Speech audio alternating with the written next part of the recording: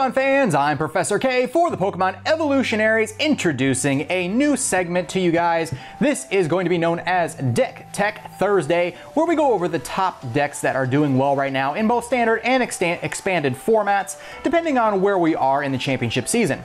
Obviously, States is still a thing.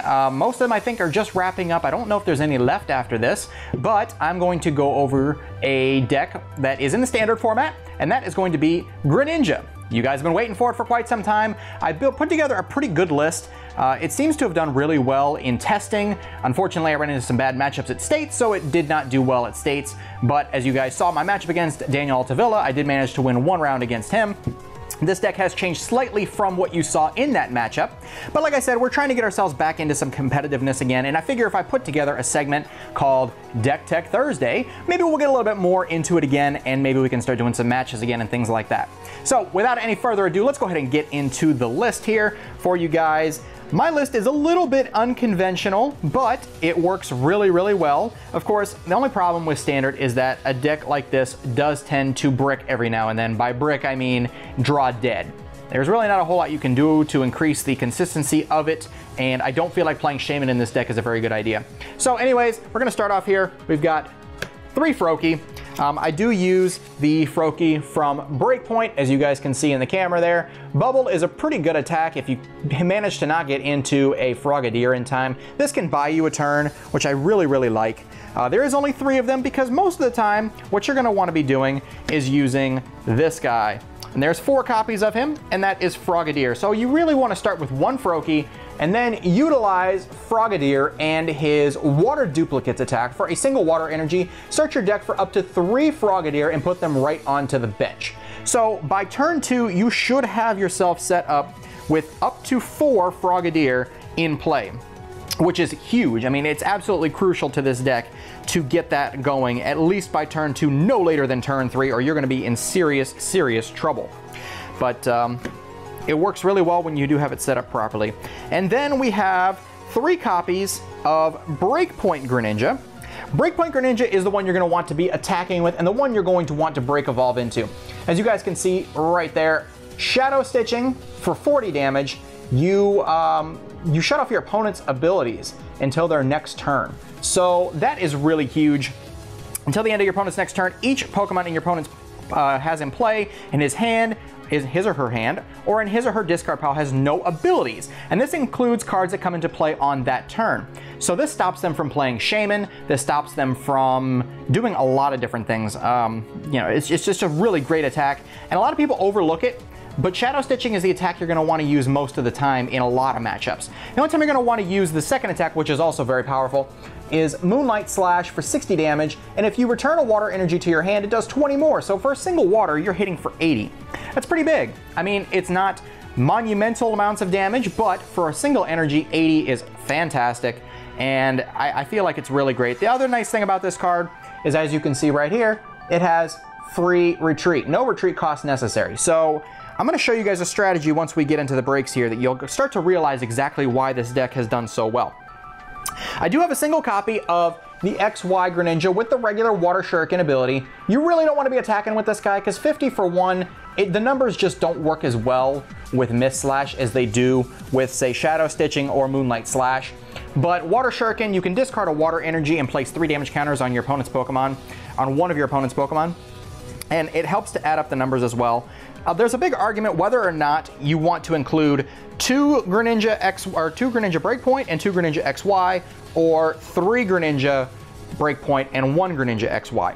I personally like to run the Greninja with Shadow Stitching and Moonlight Slash, 3 of those, because it is your best attacker. And when it comes down to it, this deck can run out of attackers fairly easily, and you need to get them back as fast as you possibly can.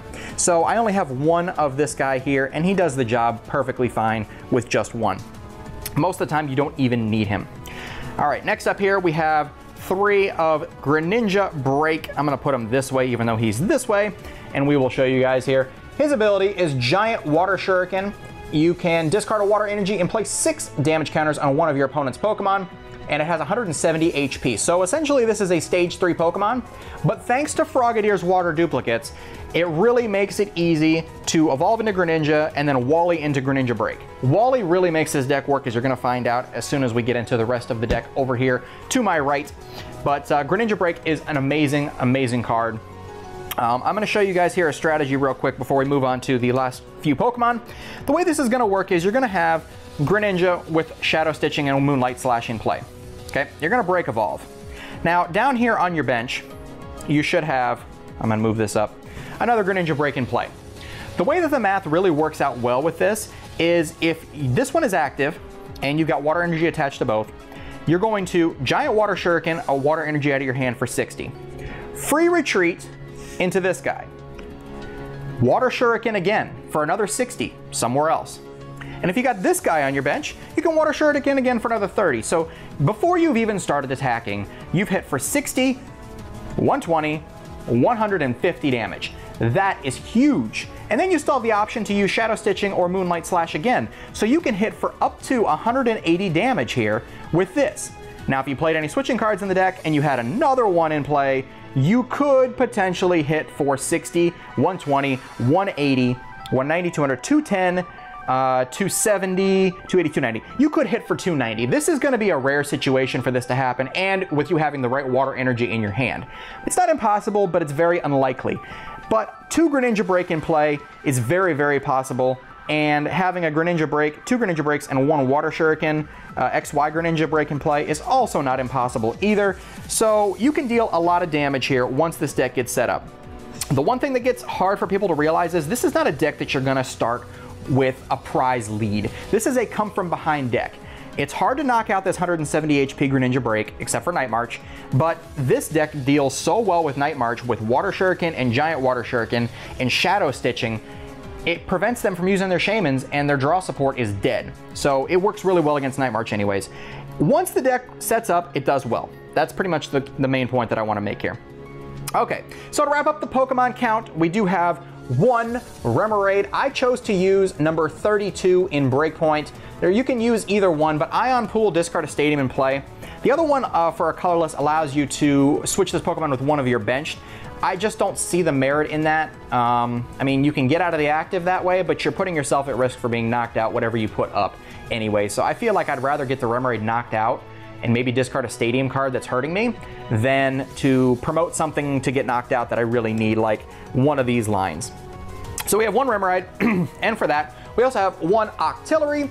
Its main purpose is Abyssal Hand. You can draw up to 5 every single turn if you have less than 5. So that allows you to build up a pretty decent hand size. This is your consistency card and searchable with Dive Ball, which is really, really nice. You don't have to discard anything for it, but it does work really well. And 1 of it seems to be just fine. I tried running it with 2-2, but I kept starting with Remoraid, and I couldn't get him out of the active. And Remoraid's not a Pokemon you really want to have in the active position ever. Last card here in the deck for Pokemon is going to be X and Y number 67, Jirachi. What mainly you're going to want to use this for is Stardust, which does 10 damage, and discard a special energy attached to your opponent's Pokemon if there's one there. If you do that, then this Pokemon cannot be hurt by anybody. No damage could be done to this Pokemon whatsoever. So that's also really good in decks that use special energy. It's a good stall tactic, and he's good to start with too, just so you can start building up your Frogadier, your Froakie, Frogadier, Greninja line in the process. So that's going to be it for Pokemon. Now we're going to move on to supporters, and this deck is very interesting with supporters. This is the best supporter lineup that I could come up with. Now again, I'm not a top tier player. I'm more of just kind of an average to good player. So, you know, they could probably be worked with a little bit, but I showed this list to a few top players, and they seem to agree that this is a pretty good lineup. So we're going to start up here with 4 copies of Professor Sycamore. You guys know what Professor Sycamore does. Discard your hand and draw 7 new cards. I don't really need to bring it up to the camera because you guys should know by now, if you're a competitive player, what that card is in the first place. Next up here, we've got 2 copies of Wally. Yes, Wally. So, like I was telling you before, if you've got Frogadier in play and it's your turn, you can hard evolve into Greninja and then play a Wally and go into Greninja Break. Search your deck for a card that evolves from one of your Pokemon, excluding Pokemon EX, and put it onto that Pokemon. It counts as evolving. Shuffle your deck afterward. You can only use this card. You can use this card during your first turn or on a Pokemon that was put into play this turn. So it allows you to evolve twice in one turn. That's what really helps this deck. Without Wally, this deck would not be competitive in any way, shape, or form. But because of Wally, this deck is very, very good, and it really helps speed up the process of evolving faster than what your opponent can knock you out most of the time.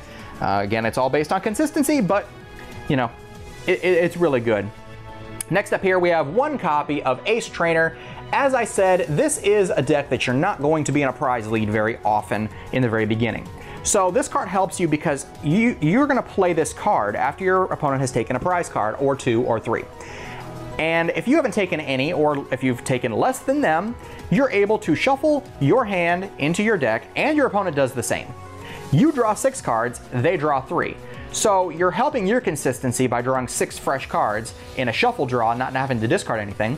And your opponent is hurt because you're forcing them to draw only 3 cards. So you're doing hand disruption, which is why I really do like to have at least one copy here in the deck. Next up, we do have one copy of AZ. The problem with this deck is they're going to Lysander up your artillery, and you're going to be stuck. It's got a 2 retreat cost.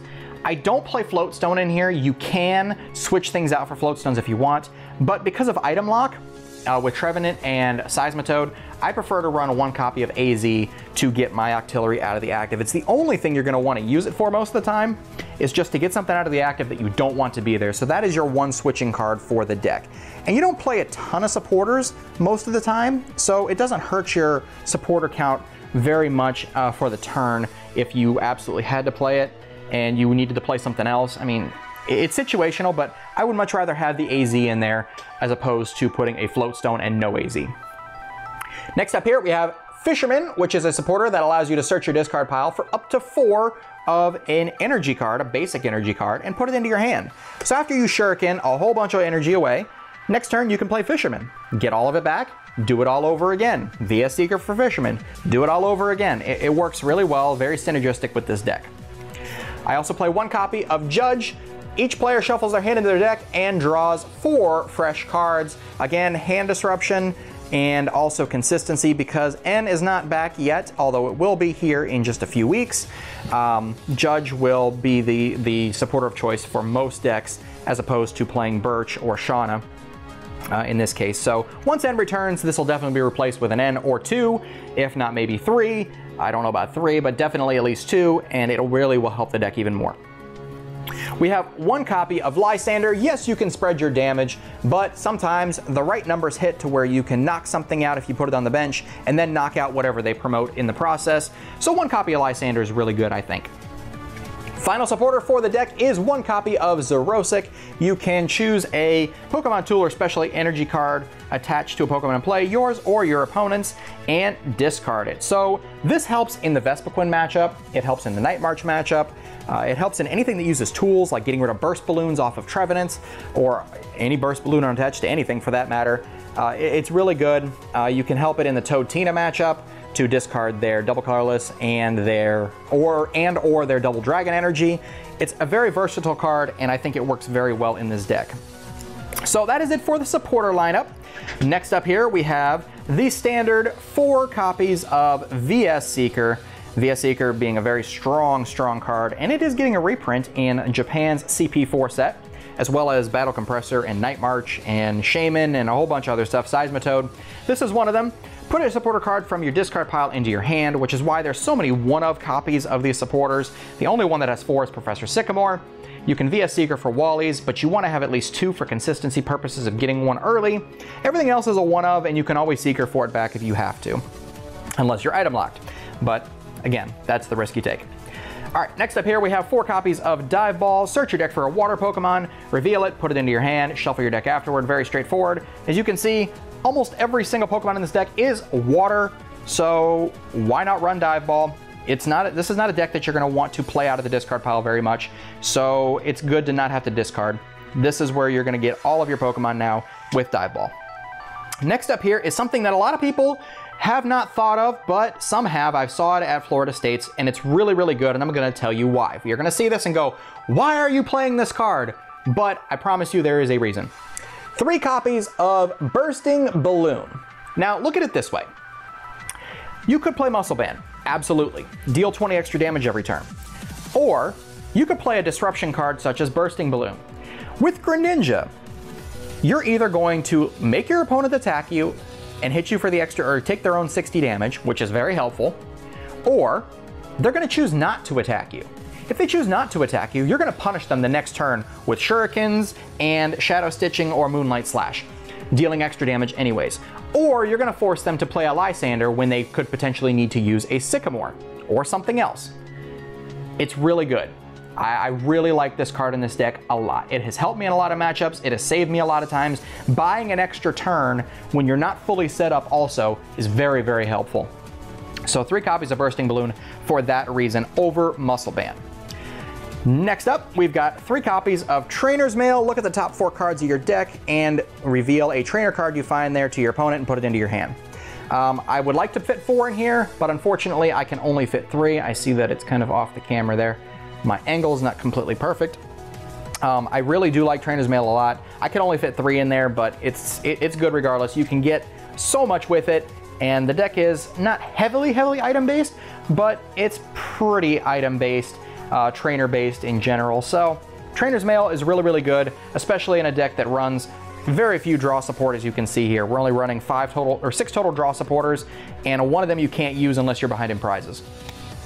Next up here, we have 1 copy of Battle Compressor. This is the way to get your supporter cards in the discard pile, such as Ace Trainer or Professor Sycamore or any of these other ones, and you can VS Seeker for them back if you have that card in hand. This is where your extra supporter line is going to come from.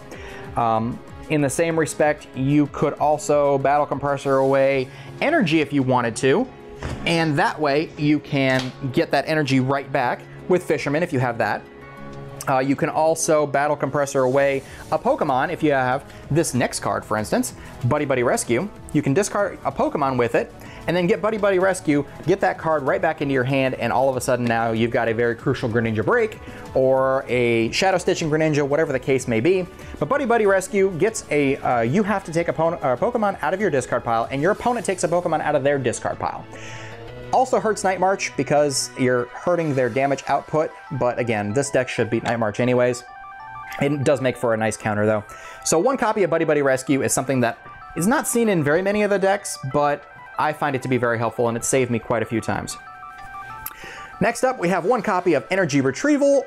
Find 2 basic energy in your discard pile, put them into your hand. It's an item-based version of Fisherman, but you take 2 less energy. It's really good, and you can still play your supporter for the turn. 2 Shurikens is about all you're going to need to get back with that anyways. 2 energy should be enough. So only 1 copy of Energy Retrieval I felt is ever necessary. 1 copy of Professor's Letter. Search your deck for up to 2 basic energy cards. It seems like a no-brainer in a deck that you need energy to do your damage, extra damage especially, that you would go in the deck for energy as much as possible. So 1 copy of Professor's Letter. I would like to have 2, but again, room in the deck is an issue just due to the fact that there is the evolution line and also other things that are needed for it. We also play 1 copy of Rare Candy. That way, if you have a Froakie down on the bench and you need a quick Greninja, you can possibly get it here with a Rare Candy. So you can go Froakie, and then next turn go Rare Candy Greninja, Wally Greninja Break. It allows you to really turbo energize the deck there to get that extra Greninja if you need to later on in the game. Obviously, first turn you don't want to go Froakie into Greninja because you want to go to Frogadier to use water duplicates, but I think that this is good for situational purposes. Next up, we have 1 copy of Startling Megaphone. This works a lot like the Xerosic in getting rid of tools like Bursting Balloons or Spirit Links off of Mega Pokemon and things like that. I feel like it's necessary. It's good as a one-of regardless. We have 1 copy of Super Rod.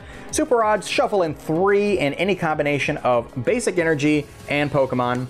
So if your frogs get knocked out, you can shuffle them back into the deck and get them back out with Dive Balls or Ultra Ball or whatever the case may be. Battle Compressor away, get Buddy Buddy Rescue. It allows you to keep your constant stream of frogs going. So 1 of that is all I really needed. 1 copy of Ultra Ball. Sometimes you want to get yourself down to a smaller hand size so you can Abyssal Hand, or if you need this Jirachi over here and you're not getting it, you can play a Level Ball because obviously it's less than 90 HP. I prefer to use 1 copy of Ultra Ball just because sometimes you have stuff in your hand that's just garbage. It's not going to help you, and you can Abyssal Hand that way. and also get whatever you need. Sometimes you need a Greninja break and you're out of dive balls. Sometimes you need a Frogadier and you can't get one, so all you found is an Ultra Ball. That helps too. We have one copy of Rough Seas. In the Trevenant matchup, this is going to be very good because Trevenant Break spreads 30 damage everywhere. Rough Seas heals 30 damage every turn. So that way you're not having to deal with the fact of Trevenant Break knocking out all of your attackers every single turn. Dealing all that damage, the spread damage doesn't hurt this deck because of this one copy of Rough Seas. Most of the time, your stadium will get bumped, but I feel like it's enough to save you in the matchup if you can knock out their Trevenants and they can't one-shot your Greninjas. You can one-shot a Trevenant with this deck pretty easily if you have the right resources in play. All right, last but not least, we have 1, 2, 3, 4, 5, 6, 7, 8 water energy. I feel like 8 is a good number. 9 is a little bit of overkill, but it's not too bad. 8 is a good number, I think, and it's worked really well for me so far. I very rarely find myself short of energy. I have Professor's Letter, I've got Super Rod. Either way, you know, it seems to work really well like this, and most of the time the deck works the way it's supposed to, but sometimes you brick, like I said earlier. This is the deck. This is our Greninja break deck. This is the mascot deck, the deck that I've been most looking forward to profiling just because Greninja is good again and it's doing well in the standard format tournaments, and it would have done well for me had I not faced Mega Sceptile and bricked in positions where I really needed to not brick. But that's the thing with this game. Some of it is luck based and you can't really change that, but this is a pretty solid build. You can change it up however you want. This just gives you an idea. It's more than just a skeleton list. Let me just put it that way. I work really hard on the deck profiles that I do, and this is one that I put together and I've worked on quite a bit. So hopefully you guys enjoyed this video. If you did, be sure to leave a like, comment down below, and of course subscribe for more TCG content as we hopefully continue this series, at least if not every week, every other week for Deck Tech Thursday. All right guys, that is going to do it. So until next time, for the Pokemon Evolutionaries, I'm Professor K, and you all take care.